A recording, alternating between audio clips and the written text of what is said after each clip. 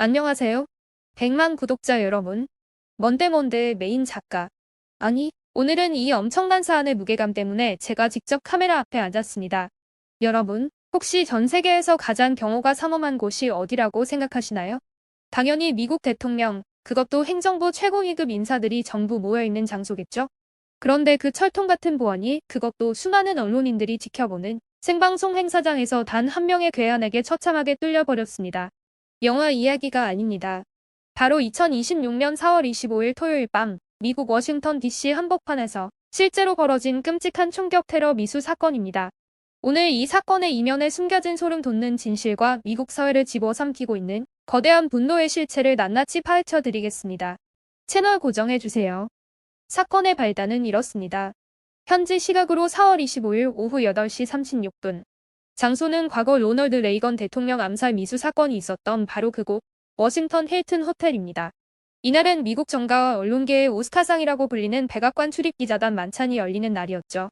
도널드 트럼프 대통령이 현직 신분으로 처음 참석하는 뜻깊은 자리이기도 했습니다. 호텔 지하 연회장에서는 웅장한 대통령 찬가가 연주되기 시작했고 트럼프 대통령은 캐롤라인 레빗 백악관 대변인 등과 인사를 나누며 입장을 준비하고 있었습니다. 정말 평화롭고 화려한 워싱턴의 밤이었죠. 하지만 그 평화는 단 1초 만에 박살나고 맙니다. 행사장 외곽 메인 로비. 피해하는 금속 탐지기 경고음과 함께한 남성이 돌진합니다. 마치 폭포수를 바늘구멍에 억지로 쑤셔 넣듯 삼엄한 경호망을 무식하게 뚫고 들어간 겁니다. 이 남성의 양손에는 무시무시한 무기가 들려 있었습니다. 12게이지 모스버그 매버릭 88 펌프 액션 산탄총 그리고 38 구경 암스코 프레시전 반자동 권총이었습니다. 품에는 다수의 칼까지 품고 있었죠.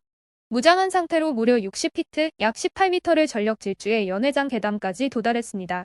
이 짧은 순간 로비에서는 5발에서 8발의 총성이 울려 퍼졌습니다. 미국 수도 최상위 행사의 경우가 말 그대로 뻥 뚫려버린 순간이었습니다. 총성이 울리자 현장은 아수라장이 되었습니다. 하지만 워싱턴 포스트의 조나단 케이프하트와 캐롤 리오니 기자의 증언에 따르면 놀랍게도 비명소리는 거의 들리지 않았다고 해요. 수많은 총기 난사를 겪은 미국 사회의 서글픈 학습 효과랄까요? 참석자들은 본능적으로 테이블 밑으로 엎드려 숨을 죽였습니다. 누군가 USA인을 연호하려 했지만 즉각 제지당했죠. 비밀경호국 전술팀은 즉시 무대를 장악했고 교전 과정에서 요원 한 명이 총상을 입었으나 다행히 방탄조끼 덕분에 목숨을 건졌습니다. 용의자는 상의를 탈의한 채 바닥에 엎드려 무력으로 제압되었습니다. 이때 현장에 있던 면면을 보면 입이 떡 벌어집니다. 멜라니아 영부인 제2기 벤스 부통령은 물론이고 스티븐 밀러 비서실 차장, 피트 헤그세스 국방부 장관, 털시 게버드 국가정보국장, 로버트 F. 케네디 주니어 보건복지부 장관, 스콧 베센트 재무부 장관, 마르코 루비오 국무부 장관 등 트럼프 행정부의 핵심 권력층이 전부 모여 있었습니다. 자칫하면 미국 행정부 전체가 날아갈 뻔한 아찔한 상황이었죠. 보수 청년단체 터닝포인트 USA의 에리카 퍼크 CEO는 눈물을 흘리며 호의를 받았고 셸던 화이트하우스, 자레드 모스코비치 의원 등은 도보로 현장을 빠져나갔습니다. 트럼프 대통령은 대피 과정에서 상황을 보겠다며 고집을 피우다 경호원들의 제지에 결국 엎드렸다고 하네요. 그렇다면 도대체 이 대담한 테러를 저지른 괴한은 누구일까요? 복면을 쓴 국제 테러리스트, 평생 총만 만져온 극단주의자. 놀랍게도 체포된 용의자 폴 토마스 알렌의 이력은 우리의 고정관념을 산산조각냅니다. 그는 캘리포니아 거주자로 전과 하나 없는 깨끗한 초범이었습니다. 학력은 더 놀랍습니다.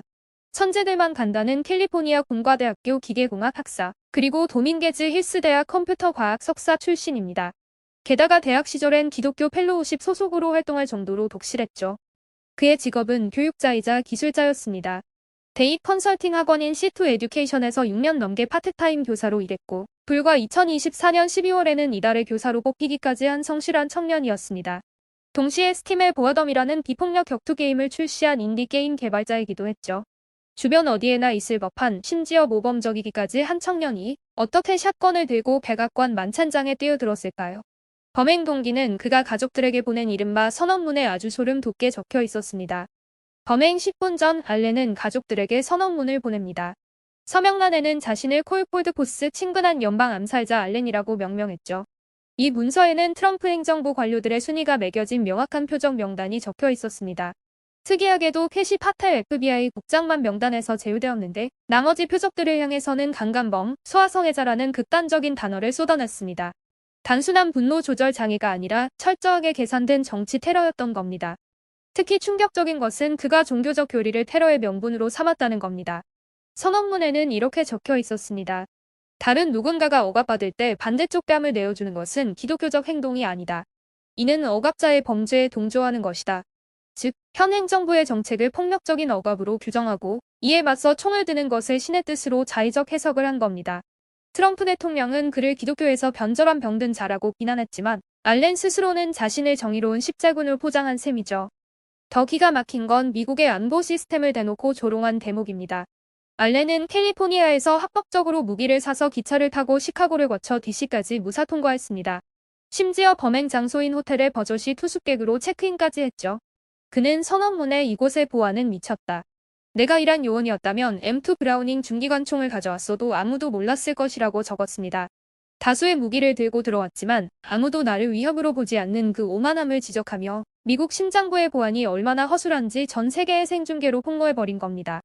사건 직후 사법당국의 공식 발표가 나오기도 전에 X, 블루스카이, 레딧 같은 커뮤니티는 그야말로 대폭발을 일으켰습니다.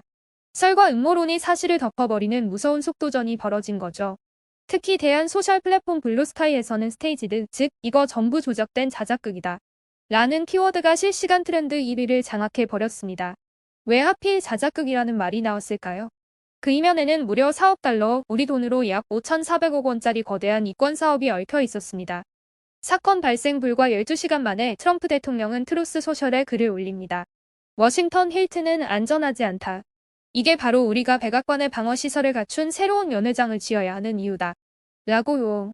이 백악관 연회장 프로젝트는 백악관 동관을 철거하고 지하에 대통령 긴급작전센터 벙커를 확장해 폭격 대피소와 의료시설까지 갖춘 9만 평방피트 규모의 초대형 복합시설을 짓는 국책 사업입니다.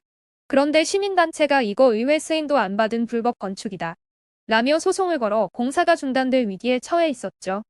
음모론자들의 논리는 이렇습니다. 공사 중단 판결을 뒤집고 4억 달러짜리 공사를 강행하기 위해 거봐 밖은 위험하잖아. 라는 명분을 만들려고 일부러 보안을 뚫어준 완벽한 자작극이다. 사건 직후 친트럼프 인사인 펜 본디 전 법무장관이나 존 패터먼 상원의원마저 일제히 연회장 지어야 한다고 입을 맞추듯 발언하면서 의혹의 불길에 기름을 부어버렸습니다. 물론 어디까지나 네티즌들 사이에서 도는 썰이지만 타이밍이 기가 막히게 맞아떨어진 건 부인할 수 없는 사실이죠.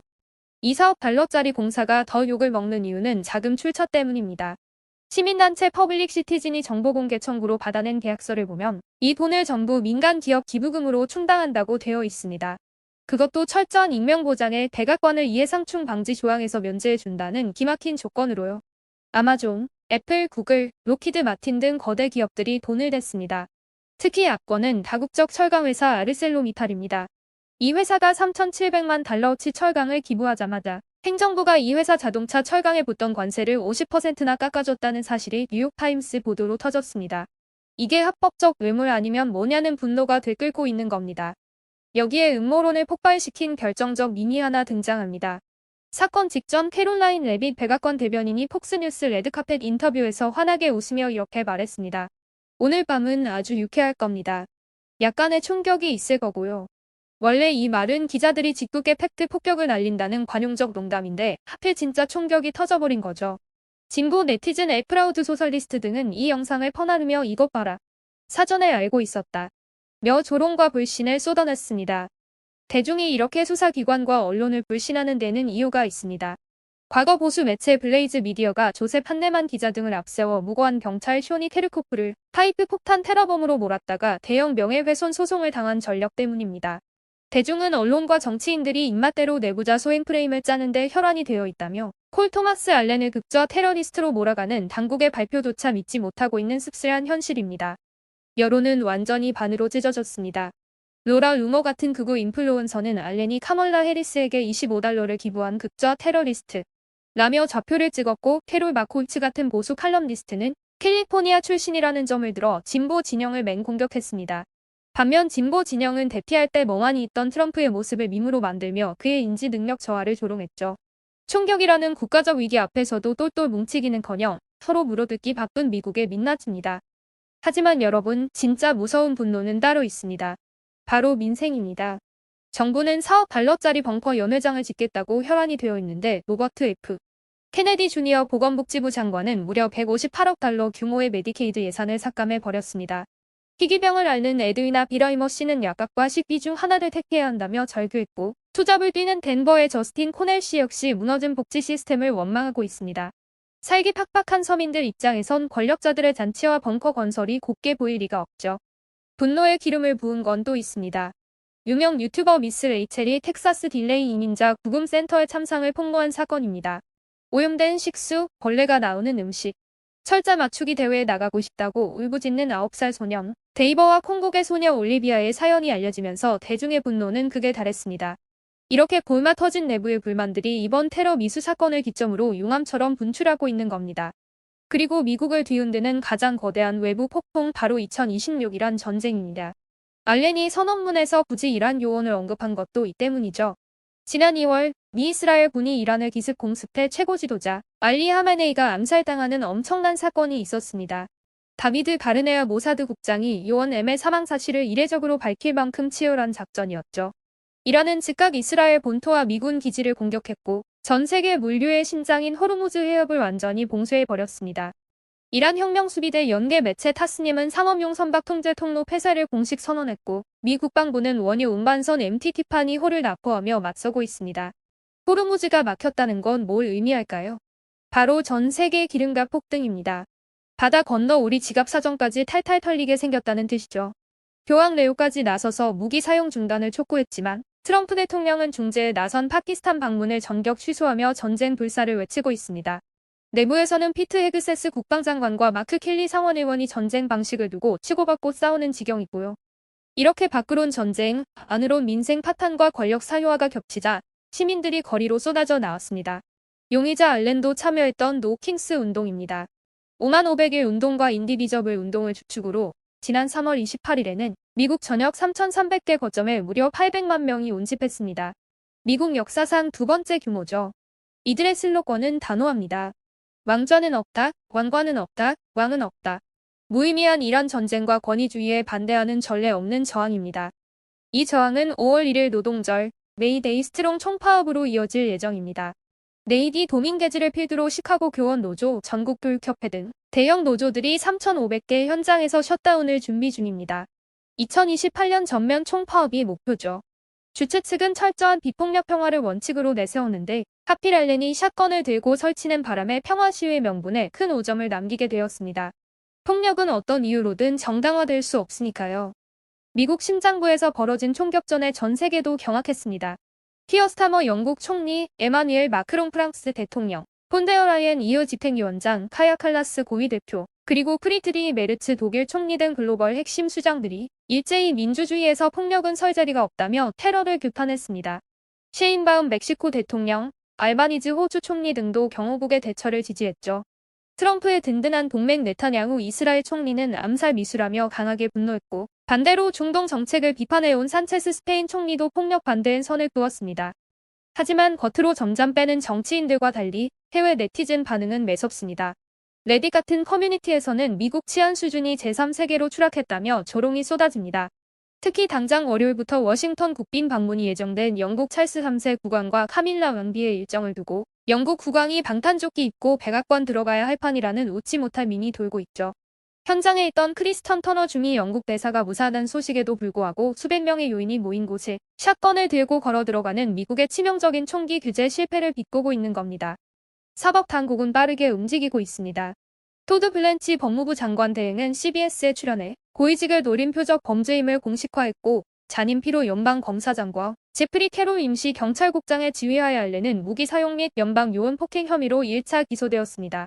4월 27일 월요일 연방법원에서 첫 심리가 열렸고 트럼프 대통령에 대한 암살 미수 혐의 추가도 검토 중이라고 합니다. FBI는 그의 전자기기와 자금 출처를 탈탈 털고 있습니다. 여러분, 이 복잡하고 기가 막힌 스토리 어떻게 보셨나요? 엘리트 청년의 총격 테러 미수 4억 달러짜리 백악관 벙커를 둘러싼 정경유착 의혹, 폭발 직전의 이란 전쟁, 그리고 서민들의 피눈물 나는 총파업 예고까지.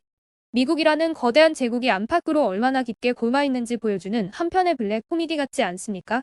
하지만 기억해야 할 것은 백악관 연회장 건립 비리 의혹이나 배우설은 아직 명확한 법적 판결이 나지 않은 의혹이라는 점입니다. 수사가 치열하게 진행 중이고 양측 입장이 팽팽히 엇갈리는 사안인 만큼 섣부른 판단보다는 끝까지 차분하게 지켜봐야 할 것 같습니다. 오늘 제가 준비한 썰은 여기까지입니다. 유익하셨다면 구독과 좋아요 잊지 마시고요. 지금까지 뭔데 메인 작가였습니다. 감사합니다.